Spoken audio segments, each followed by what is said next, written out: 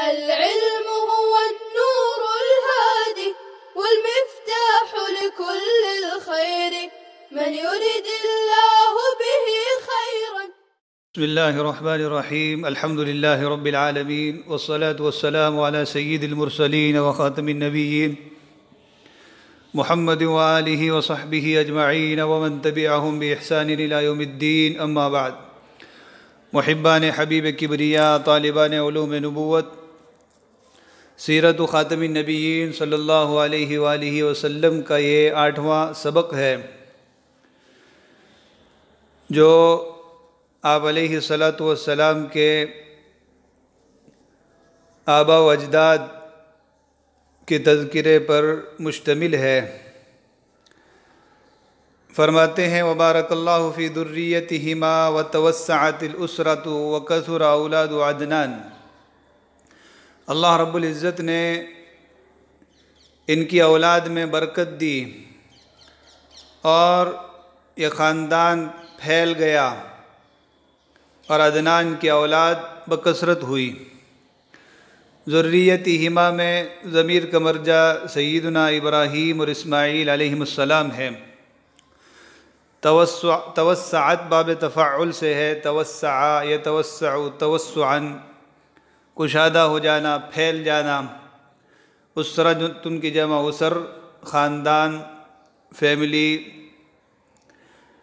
کثر اولاد عدنان، عدنان کی اولاد بکثرت ہوئی۔ عدنان یہ نبی کریم صلی اللہ علیہ وآلہ وسلم کی 20ویں پشت میں آپ کے جد امجد ہیں۔ آپ صلی اللہ علیہ وآلہ وسلم کا صحیح نسب نامہ جو احادیث طیبہ میں موجود ہے وہ عدنان تک ہے۔ آگے چل کے یہ نسب مبارک ذکر کیا جائے گا۔ وَهُوَ مِنْ أَحْفَادِ اسماعیل علیہ السلام، اور عدنان یہ حضرت اسماعیل علیہ السلام کے پوتوں میں سے ہیں، ان کی اولاد میں سے ہیں۔ حفید کی جمع حفدہ اور احفاد۔ وَنَبَغَ فِي ذُرِّيَّتِهِ فِهْرُ بْنُ مَالِكٍ، اور عدنان کی اولاد میں فہر بن مالک بڑے باکمال ہوئے ہیں۔ نبغ ینبغ نبغن و نبوغن، ماہر و باکمال ہونا، عالی مرتبت ہونا، پرشوکت ہونا۔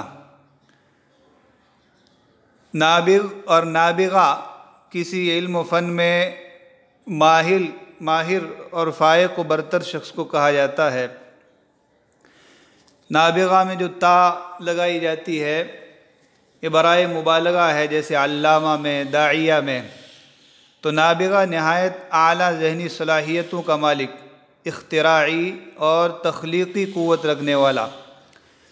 اردو میں بھی کہا جاتا ہے نابغہ روزگار، انتہائی کمال شخصیت کا مالک، اختراعی اور تخلیقی قوت کا مالک۔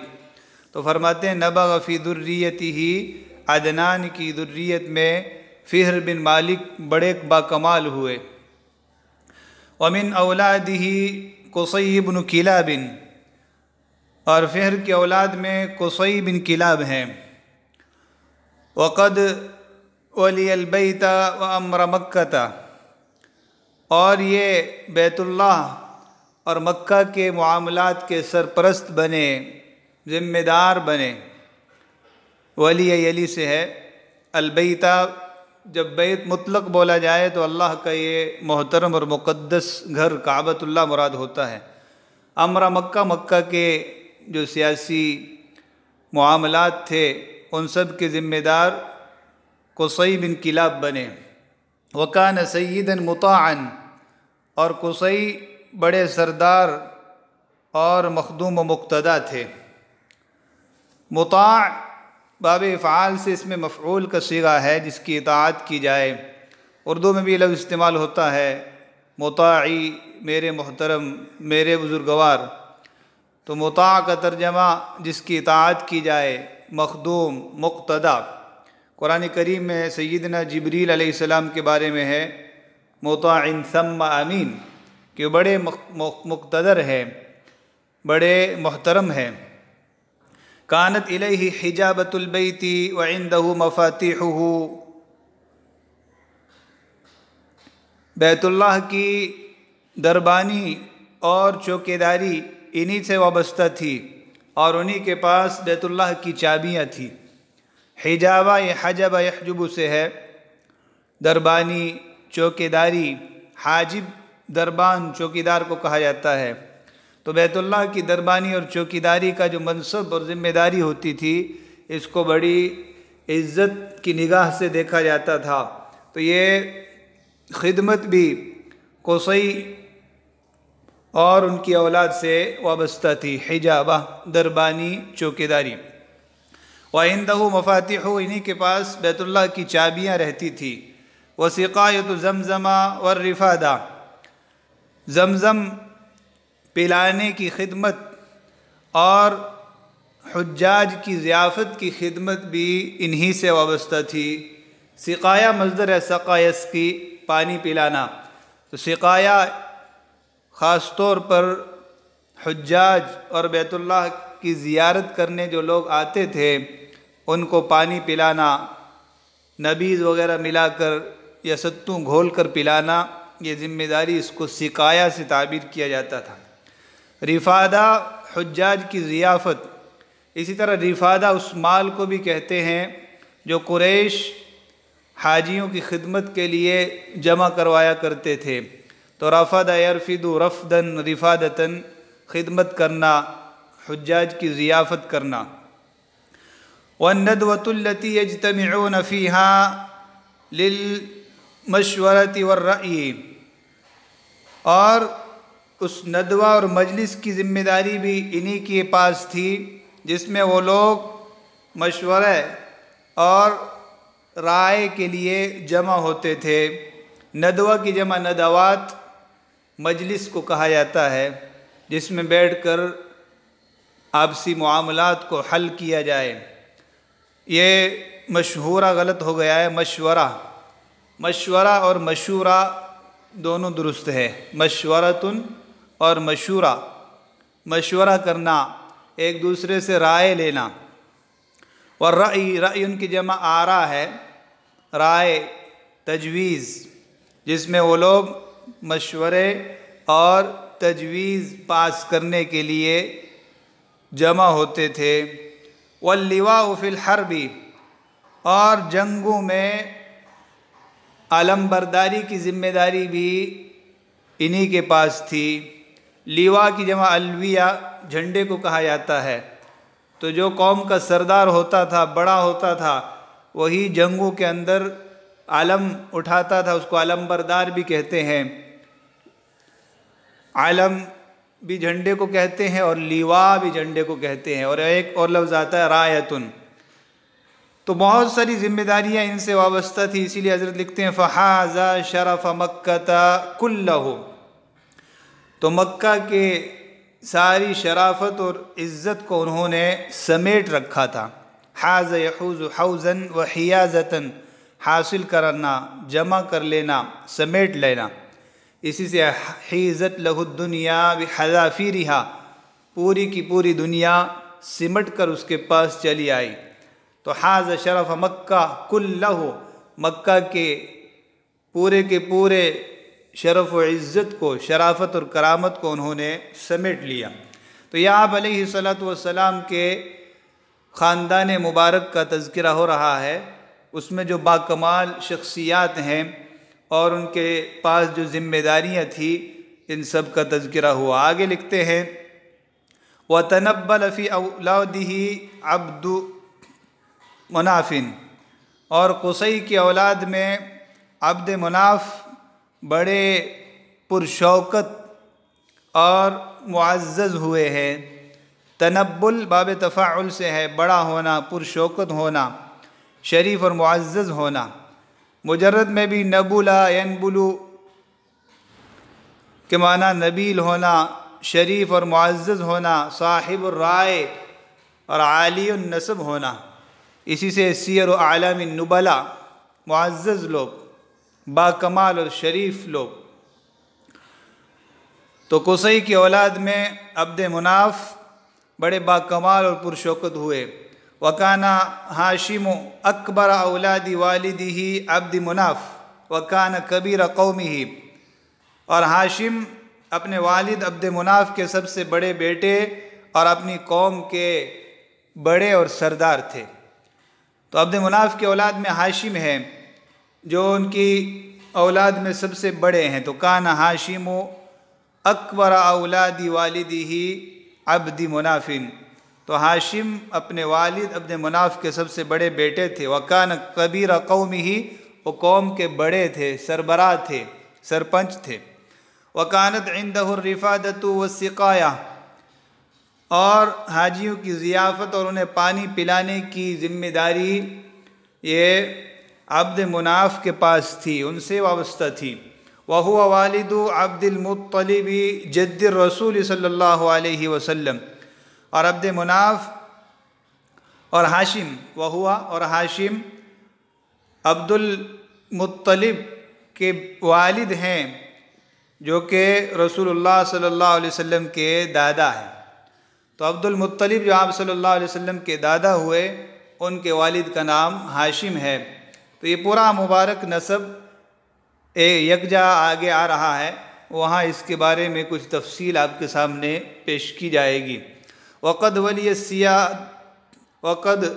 ولی السقایۃ والرفادۃ بعد عمہ المطلب بن عبد مناف، اور وہ اپنے چچا مطلب بن عبد مناف کے بعد پانی پلانے اور حاجیوں کی ضیافت کے ذمہ دار ہوئے۔ یہ سیاقہ غلط ہو گیا ہے، سقایہ۔ وقد ولی السقایۃ والرفادہ بعد عمہ المطلب بن عبد مناف، تو مطلب بن عبد مناف کے بعد یہ پانی پلانے اور حاجیوں کی ضیافت کرنے کے ذمہ دار بنے۔ وشرف فی قومہ شرفا لم یبلغہ احد من آبائہ واحبہ قومہ، اور وہ اپنی قوم میں عزت و شرف کے اس مقام تک پہنچے جہاں ان کے آبا میں سے کوئی نہ پہنچا تھا، اور ان کی قوم نے ان کو بہت پسند کیا، ان کی قوم نے ان سے بہت محبت کی۔ شرف یشرف شرفا، معزز ہونا، شریف ہونا، تو شرفا مفعول مطلق ہے۔ شرف فی قومہ شرفا، وہ اپنی قوم میں عزت و شرافت کے اس مقام تک پہنچے، لم یبلغہ احد من آبائہ، جس مقام و مرتبے تک ان کے آبا و اجداد میں سے کوئی نہیں پہنچا تھا۔ وَأَحَبَّهُ قَوْمُهُ، ان کی قوم نے ان سے محبت کی۔ آگے فرما رہے ہیں وَسُمِّيَ أَوْلَادُ فِهْرِ بْنِ مَالِكٍ قُرَيْشًا، فہر بن مالک کی اولاد کو قریش کہا جاتا ہے۔ واو یہاں پر غلط ہے، فہر بن مالک، سمیہ اولاد فہر بن مالک قریشن، فہر بن مالک کی اولاد کو قریش کہا جاتا ہے۔ تو قریشن یہ سمیہ کا مفعول ثانی ہے۔ وغلب هذا الاسم على جميع الاسماء فاشتهرت هذه القبيلة بقریش، تو یہ نام سارے ناموں پر غالب آ گیا اور یہ قبیلہ قریش کے نام سے مشہور ہو گیا۔ اشتہر، اشتہار، مشہور ہونا۔ وَأَقَرَّ أَهْلُ الْعَرَبِ كُلُّهُمْ بِعُلُوِّ نَسَبِ قُرَيْشٍ وَالسِّيَادَةِ وَفَصَاحَةِ اللُّغَةِ وَنَصَاعَةِ الْبَيَانِ وَكَرَمِ الْأَخْلَاقِ وَالشَّجَاعَةِ، اور سارے عرب نے قریش کی بلندی نسب، سرداری، زبان کی فصاحت، بیان اور گفتگو کا نکھراپن، اخلاق کی عمدگی، بہادری، ان ساری چیزوں کا اقرار کر لیا، ان سب کو تسلیم کر لیا۔ تو علو نسب، نسب کی بلندی، رفیع النسب ہونا، بلند نسب والا ہونا، جس کے آبا و اجداد میں سارے معزز، محترم، مطاع اور سید چلے آئے ہوں، اس کا نسب گویا کہ عالی ہے، بلند نسب ہے۔ تو بعلو نسب قریش، قریش کے علو نسب کو، ان کے نسب کی بلندی و برتری کو سارے عرب نے تسلیم کر لیا، اقرار کر لیا۔ اقر یقر، اقرار کرنا، تسلیم کرنا۔ کلہم یہ اہل کی تاکید ہے۔ سیادہ سرداری، فصاحت اللغہ زبان کی فصاحت، صاف پن، شستگی باب کرومہ سے ہے۔ ونصاعت البیان، بیان اور گفتگو کا نکھرا پن۔ نصاعت یہ باب فتحہ سے مصدر ہے، نصاع ینصع نصوعا ونصاعتا، صاف اور نکھرا ہوا ہونا، ظاہر اور روشن ہونا۔ نصاع لونہ، اس کا رنگ نکھرا ہوا ہے، صاف ہے۔ عموماً سفید کے ساتھ یہ لفظ استعمال ہوتا ہے، کہا جاتا ہے ابیض ناصع، ابیض ناصع، بہت سفید، ایسا سفید رنگ جو نکھرا ہوا ہو، جس کی چمک، جس کی آب و تاب دوسروں کو اپنی طرف مائل کرے۔ تو عربی زبان کا یہ کمال ہے، اس کی وسعت ہے کہ جتنے بھی رنگ ہیں ان رنگوں کے ساتھ ایک مخصوص صفت آتی ہے، جیسے ابیض ناصع، سفید کے ساتھ یہ لفظ آئے گا ناصع، جو سفیدی کے اندر نکھرے پن کو، صاف پن کو، مزید عمدگی کو واضح کرے گا۔ ایک سفیدی تو وہ ہوتی ہے جو اہل مغرب کے پاس ہے، اس کے اندر یہ نصاعت، عمدگی اور نکھرا پن نہیں ہوتا ہے، اس کی طرف دلوں کا میلان اور کھچاؤ نہیں ہوتا۔ اور ایک سفیدی ابیض ناصع ایسی ہے جس کی طرف دلوں کا میلان ہو، جو اچھی لگے اور خوشنما معلوم ہو۔ تو ایسی سفیدی کو، ایسے نکھرے ہوئے اور صاف کلر کو ابیض ناصع کہا جاتا ہے۔ اصفر کے ساتھ فاقع کا لفظ استعمال ہوتا ہے، اصفر فاقع، گہرا زرد، قرآن کریم میں بھی ارشاد فرمایا گیا ہے فاقع لونہا، تو اس سے پہلے اصفر استعمال ہوا ہے، تو اصفر فاقع، گہرا زرد۔ اسود حالک، بہت سیاہ، جو کالا رنگ ہے، تو اس کالے اور سیاہ رنگ کے لیے حالک استعمال ہوتا ہے۔ لیل حالک، بہت زیادہ تاریک رات، تو اسود حالک۔ اور احمر جو سرخ رنگ ہے اس کے لیے استعمال ہوتا ہے قانن، احمر قانن، بہت سرخ۔ اور جو سبز رنگ ہے اس کے لیے ناظر استعمال ہوتا ہے، اخضر ناظر۔ تو یہ عربی زبان کی وسعت اور عربی زبان کی عمدگی ہے کہ ہر رنگ کے لیے ایک بہترین ایسا لفظ استعمال ہوتا ہے جو اس کی نصاعت میں، اس کی عمدگی اور نکھرے ہوئے پن میں مزید نکھار پیدا کر دیتا ہے۔ تو یہاں استعمال ہوا ہے نصاعت البیان، گفتگو کی عمدگی میں، زبان کی شستگی اور نکھرے پن میں، وکرم الاخلاق، اخلاق کی عمدگی۔ کرم بھی ایک جامع لفظ ہے، عمدہ، خوبصورت، بہترین، شاندار، نفیس، سارے ترجمے اس کے کیے جاتے ہیں۔ وصار ذلك مثلا لا يقبل نقاشا ولا جدلا، اور وہ لوگ ایسی مثال بن گئے جو کسی بحث اور جھگڑے کو قبول نہیں کرتے، یعنی بالاتفاق، بغیر کسی اختلاف کے، بغیر کسی لے دے کے، وہ لوگ ان تمام چیزوں میں، عزت و رفعت میں ایک مثال بن گئے، اپنی مثال آپ ہو گئے۔ تو وصار ذلك مثلا لا يقبل نقاشا ولا جدلا، بہترین تعبیر ہے، کوئی ایسا متفق علیہ مسئلہ جس کو سب تسلیم کریں، سب مانیں، تو اس کے لیے کہا جاتا ہے لا يقبل نقاشا ولا جدلا، اس میں لے دے کی کوئی ضرورت نہیں، اس میں بحث و مباحثے کی کوئی ضرورت نہیں ہے، یہ تو متفق علیہ مسئلہ ہے۔ تو لا يقبل نقاش ولا جدلا، وہ بحث و مباحثے اور بحث و تکرار کو، جدل کو قبول نہیں کرتا۔ تو عموماً یہ جو جتنے افراد کا نام آیا ہے تو ان میں اکثر دین توحید پر قائم تھے، سیدنا ابراہیم علیہ الصلاۃ والسلام کے دین پر قائل تھے، اور پورا ہی عرب سیدنا اسماعیل علیہ السلام اور ان کے والد بزرگوار کے دین توحید پر قائم تھے، یہاں تک کہ ایک بدبخت عمرو بن لحی عرب سے باہر ملک شام وغیرہ جاتا رہتا تھا، تو وہاں اس نے لوگوں کو مورتی پوجتے دیکھا، تو وہاں سے وہ بت لایا اور عرب میں بھی اس نے بتوں کی پوجا کو رواج دیا۔ اس لیے نبی کریم صلی اللہ علیہ وسلم نے احادیث مبارکہ میں اس کا نام لے کر بتلایا کہ وہ ملعون ہے جس نے عرب میں بت پرستی کو رواج دیا اور وہ جہنم میں جل رہا ہے۔ ظہور الوثنیتی فی مکہ و قریش، مکہ اور خاندان قریش میں بت پرستی کا ظہور۔ وبقیت قریش متمسکۃ بدین ابراہیم الخلیل و بدین جدہا اسماعیل، قریش حضرت ابراہیم خلیل علیہ السلام اور اپنے دادا اسماعیل علیہ السلام کے دین کو مضبوطی سے تھامے رہے۔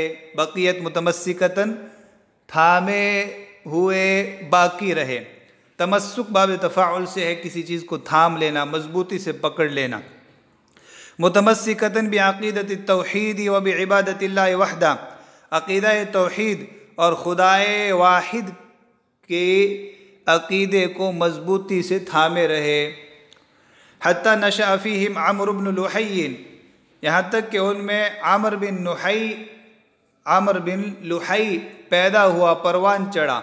فکان اول من غیر دین اسماعیل، تو یہ پہلا شخص ہے جس نے اسماعیل علیہ السلام کے دین کو بدلا۔ فکان اول، کانا کا اسم عمر ہے تو اول خبر، اول من غیر، پہلا وہ شخص ہے جس نے دین اسماعیل کو بدلا۔ فنصب الاوثان، اس نے بت نصب کیے، وثن کی جمع اوثان۔ وأحدث في الحيوانات من التعظيم والتسييب والتحريم ما لم يأذن به اللہ، اور اس نے حیوانوں میں، جانوروں میں تعظیم، بتوں کے نام پر چھوڑنے اور حرام قرار دیے جانے کی وہ بدعتیں ایجاد کی جس کا اللہ نے حکم نہیں دیا، جو اللہ کی رضامندی کے خلاف ہے۔ احدث، احداث گھڑنا، کوئی نئی چیز پیدا کرنا۔ حیوان کی جمع حیوانات ہے، یا کہ فتحہ کے ساتھ حیوانات۔ تعظیم و تسییب، ان کو معظم اور محترم قرار دینا۔ سیب یسیب تسییب، بتوں کے نام پر چھوڑ دینا، اسی سے سائبہ ہے وہ جانور، وہ اونٹنی جو بتوں کے نام پر چھوڑی گئی ہو۔ قرآن نے اس کی تردید کی ہے، ما جعل اللہ من بحیرۃ ولا سائبۃ ولا وصیلۃ ولا حام، تو سائبہ بتوں کے نام پر چھوڑی ہوئی اونٹنی۔ تحریم، حلال قرار دینا کہ یہ حرام ہے، یہ حلال ہے، جیسے کہ سورہ انعام میں تفصیل کے ساتھ یہ چیزیں معلوم مذکور ہیں۔ ما لم یأذن بہ اللہ، یہ جو ما ہے موصولہ مبہمہ، اسی کا بیان پہلے آ گیا، من التسییب تعظیم والتسییب والتحریم۔ اذن بالشیء، اجازت دینا، پسند کرنا، اور لم یأذن بہ، اجازت نہ دینا، پسند نہ کرنا۔ تو اس نے جانوروں میں تعظیم، بتوں کے نام پر چھوڑ دینے اور حرام قرار دینے کی وہ بدعتیں ایجاد کی، وہ بدعتیں پیدا کی جس کی اللہ نے اجازت نہیں دی، جو اللہ کی رضامندی کے خلاف۔ وَلَمْ تَعْرِفْهُ شَرِيعَةُ ابراہیم، اور جس سے ابراہیم علیہ السلام کی شریعت ناواقف ہے، یعنی ابراہیم علیہ السلام کی شریعت میں یہ چیزیں نہیں تھی، وہ شریعت ان چیزوں سے واقف نہیں ہے، تو اس کے اپوزٹ میں، اس کی ضد میں یہ چیزیں آئی ہیں۔ وَكَانَ قَدْ خَرَجَ مِن مَكَّةَ إِلَى شام، یہ مکہ سے شام گیا تھا۔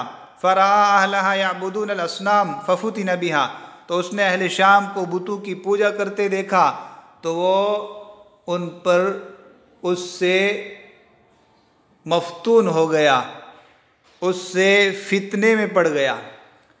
فُتِنَ بِهَا، اس سے فتنے میں پڑ گیا۔ اس پر مفتون ہو گیا، ان چیزوں پر دل دے بیٹھا۔ وَجَلَبَ بَعْضَهَا إِلَى مَكَّةَ فَنَصَبَهَا وَأَمَرَ النَّاسَ بِعِبَادَتِهَا وَتَعْظِيمِهَا، اور ان میں سے کچھ بتوں کو مکہ لے آیا، جلب یجلب جلبن، لے آنا، اور ان کو نصب کیا اور لوگوں کو ان کی عبادت اور تعظیم کا حکم دیا۔ وَتَدَرَّجَ بَعْضُهُم مِّن تَعْظِيمِ حِجَارَةِ الْحَرَمِ الَّتِي كَانُوا يَحْمِلُونَهَا مَعَهُمْ إِذَا ضَعُنُوا مِن مَكَّةَ تَعْظِيمًا لِلْحَرَمِ وَمُحَافَظَةً عَلَى ذِكْرَاهُ إِلَىٰ أَن صَارُوا يَعْبُدُونَ مَا اسْتَحْسَنُوا مِنَ الْحِجَارَةِ وَأَعْجَبَهُمْ، اور ان میں سے بعض بتدریج حرم کے ان پتھروں کی تعظیم سے جنہیں وہ اپنے ساتھ اٹھا کر لے جاتے جب وہ مکہ سے کوچ کرتے، روانہ ہوتے، سفر میں جاتے، حرم کی تعظیم کے لیے اور حرم کی یاد کو برقرار رکھنے کے لیے، یہاں تک پہنچے کہ انہوں نے ان پتھروں میں سے جو انہیں اچھے لگے اور پسند آئے ان کی عبادت کرنا شروع کر دیا۔ تو دو طرح سے ان لوگوں میں بت پرستی پھیلی ہے، ایک تو عامر بن لحی جو بت لے کر آیا، اور دوسرے یہ اہل مکہ جب مکہ سے باہر جاتے تو حرم کا کوئی پتھر اپنے ساتھ لے جاتے کہ مکہ یاد رہے گا، اللہ کا گھر یاد رہے گا، تو آہستہ آہستہ انہی پتھروں کی پوجا کرنے لگے۔ اسی کو تعبیر کیا تدرجہ، باب تفعل سے دھیرے دھیرے چلا جانا۔ تو دھیرے دھیرے حرم کے ان پتھروں کی تعظیم سے جن کو وہ اٹھا کر لے جاتے تھے، ضعن یضعن ضعنا، کوچ کرنا، سفر کرنا، قرآن کریم میں ہے یوم ضعنکم و یوم اقامتکم، تعظیما للحرم مفعول لاجلہ ہے، ان کو اٹھا کر لے جاتے تھے حرم کی تعظیم کے لیے، ومحافظۃ علی ذکراہ، اور حرم کی یاد کو برقرار رکھنے کے لیے۔ ذکرا یاد، ذکر یاد اس کی جمع ہے۔ الی انصارو، نوبت ایجا رسید، حالت یہاں تک پہنچ گئی، وہ تعظیم ان کو یہاں تک لے آئی، صاروا یعبدون ما، وہ پوجنے لگے، مستحسنوہ من الحجارتی، ان پتھروں کو جو انہیں پسند آئے، وعجبہم، اور ان کے جی کو بھائے۔ تو اس طریقے سے دھیرے دھیرے بت پرستی تدریجاً کسی قوم میں پھیلتی ہے۔ تو ہمارے زمانے میں بھی لوگ بزرگوں کے فوٹو رکھتے ہیں، بزرگوں کی یاد میں ان کی کچھ چیزیں رکھتے ہیں، تو آہستہ آہستہ ان کی تعظیم بہت بڑھ جاتی ہے۔ تو کہیں ایسا نہ ہو کہ اگلی نسلیں ان کو پوجنے لگے، تو اس لیے بت پرستی کے اس راستے سے ہمیں اجتناب کرنا چاہیے۔ وصلی اللہ وسلم علی نبینا محمد وعلى آله وصحبه أجمعين. السلام عليكم. لا تنسوا الاعجاب بالفيديو والاشتراك في القناة تشجيعا لنا لنستمر بنشر المزيد إن شاء الله.